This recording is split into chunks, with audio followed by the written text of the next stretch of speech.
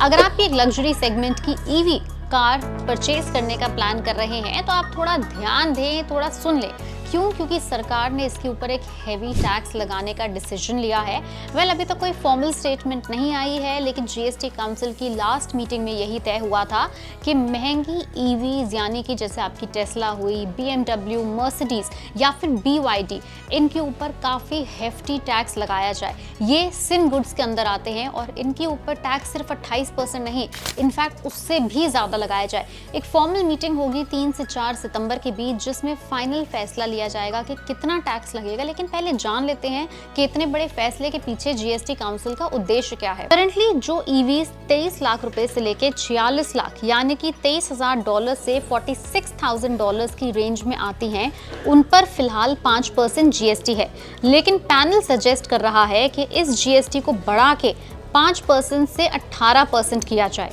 और जो गाड़ियां $46,000 यानी 38 लाख या उससे ज़्यादा की कीमत की हैं, जैसे टेस्ला का model Y, Mercedes Benz, BMW, BYD, उनके ऊपर 28% तक टैक्स बढ़ाने की भी बात चल रही है। पैनल का कहना है कि ये गाड़ियां मेनली अपर सेगमेंट के बायर्स के लिए होती हैं और ज़्यादातर इंपोर्टेड होती हैं, ना कि डोमेस्टिकली मैन्युफैक्चर्ड। लेकिन इसमें एक ट्विस्ट ये भी है कि मोदी गवर्नमेंट ने कहा है कि अभी 28% टैक्स रेट को हटाने का डिसीजन ले सकते हैं।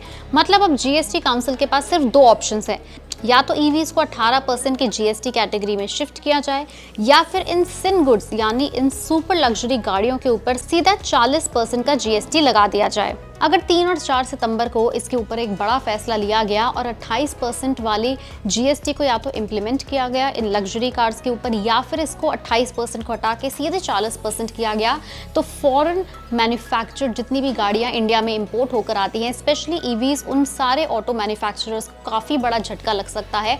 हाल फिलहाल में ही टेस्ला ने अपना मॉडल वाई लॉन्च किया था, जो $65,000 की कैटेगरी में आता है। इमेजिन अगर इसके ऊपर 40% का जीएसटी लगता है तो बाद में ये ऑन रोड एक फाइनल कस्टमर को कितने का पड़ेगा।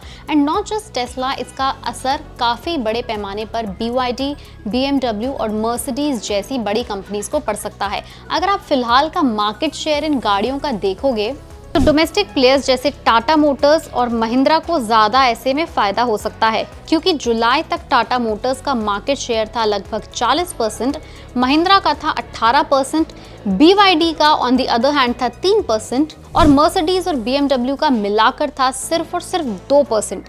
टेस्ला अभी बुकिंग्स ले रहा है, लेकिन डिलीवरीज अभी तक स्टार्ट नहीं हुई हैं। इन दी एंड हमें इंतजार करना है 3 से 4 सितंबर का, जब जीएसटी काउंसिल इन बड़ी लग्जरी गाड़ियों के ऊपर जीएसटी का फाइनल परसेंटेज का ऐलान करेंगी। तो अगर आप भी एक लग्जरी गाड़ी खरीदने का प्लान कर रहे हैं तो थोड़े टाइम रुक जाइए, एक बार फाइनल जीएसटी की फिगर सामने आ जाए, शायद फिर आप अपना डिसीजन चेंज करें या फिर उसके लिए बेटर फाइनेंशियल प्लानिंग करें। ये एक अपडेटिंग स्टोरी है, जैसे ही जीएसटी के नंबर्स आएंगे हम आपके साथ जल्द ही शेयर करेंगे। तब तक स्टे ट्यून्ड एट पैसा लाइव।